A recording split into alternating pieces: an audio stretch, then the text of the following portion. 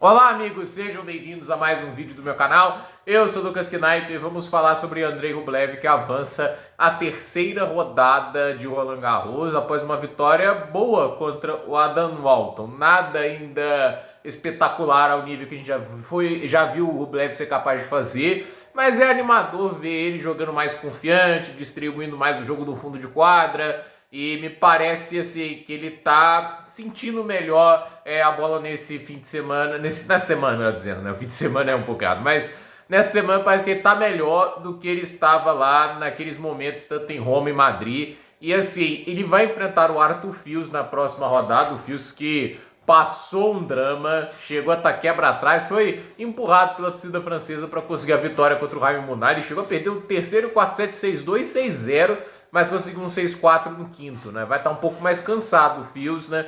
Mas, assim, é um jogo interessante, até porque o Fils ganhou do Rublev lá em Monte Carlo, porém eu acho que o contexto desse jogo é um pouco diferente. Acho que o Rublev está melhor e fisicamente mais inteiro, e isso conta, ainda mais pensando em Grand Slam. Então, assim, e o vencedor desse jogo, vai lembrar, pode encarar Jannik Sinner na quarta rodada, caso o número 1 do mundo supere Jiri Lehetka, como deve acontecer pelo nível de tênis que o italiano é capaz de jogar. Agora, eu acho que assim, o Rublev, ele seria uma ameaça maior ao Sinner do que o Fils e do que o Lehetka, pelo aspecto de que ele consegue sustentar a agressividade mais no fundo de quadra. Eu acho que os ataques dele machucam muito mais o Sinner do que os outros, né? Tipo, ele é um cara que gosta, inclusive, de jogar contra tenistas parecidos com o estilo de jogo do Sinner, né? Tipo, que mantém o ritmo muito alto, né? Ele se beneficia muito disso também. Mas a questão é, será que na atual fase ele consegue complicar a vida do Sinner, né?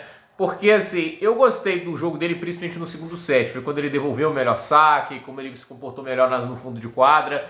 Mas, assim, o nível dele no primeiro, no terceiro set, né? Foi ok. Não foi horrível, na toa ele ganha as parciais, mas, assim, ainda errando algumas coisas, ainda não conseguindo sufocar tanto o adversário. Porque essa é a questão, né? O Rublev, por que ele era sempre um jogador muito difícil de se enfrentar? Ele consegue sustentar o volume de jogo dele por muito tempo, com muita profundidade, com muito peso de bola, e ele é um cara que consegue se defender bem também com backhand e forehand. Então, assim, não é fácil ganhar do cara no fundo de quadra. O grande problema do Rublev é que, assim, não tem plano B. Quando a alternativa dele não funciona, né, que é esse jogo agressivo dele, ele tende a ficar muito estressado, errar demais, né? Tipo, ele não é um cara que vai muito pra slice, voleio, não é a dele, né? Mas quando o jogo dele funciona, é difícil você conseguir se impor perante ele. Então, eu acho que assim, o segundo set foi quando o jogo funcionou. Ele passou por cima do adversário, né, do australiano. Mas a verdade é que assim, o primeiro e o terceiro set tem sido um pouco mais a realidade dele. Agora,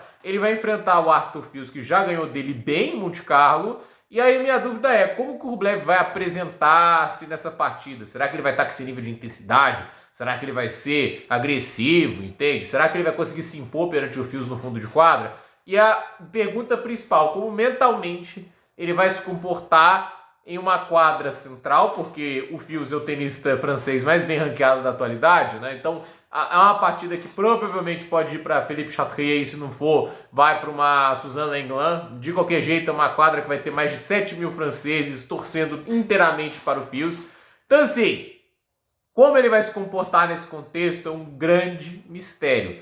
Mas a verdade é, ele é um tenista que, se ganhar o tempo de bola dele de novo, é perigosíssimo e é um cara que você nunca quer enfrentar em lugar nenhum.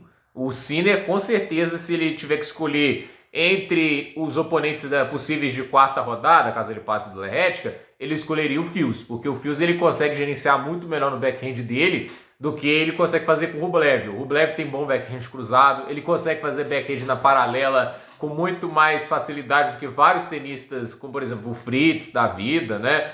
E assim, né, o Rublev, ele consegue fazer inside out com muita facilidade para o forehand, bate de forehand de qualquer lugar. Então assim, ele é um tipo de cara que tem forehand com velocidade o suficiente e até mesmo confiança quando tá batendo bem para incomodar o forehand do Sinner, né? O Sinner conseguir perder até um pouco de confiança e ficar mais errático. Então assim, é o tipo de jogo que seria muito interessante, caso aconteça assim de Rublev, desde é claro que o Rublev joga o tênis que é capaz de jogar. Nas últimas duas vezes que eles se enfrentaram, né, no ano passado, uma vitória do Rublev, outra do Sinner, naqueles torneios da US Open Series, Montreal e Cincinnati.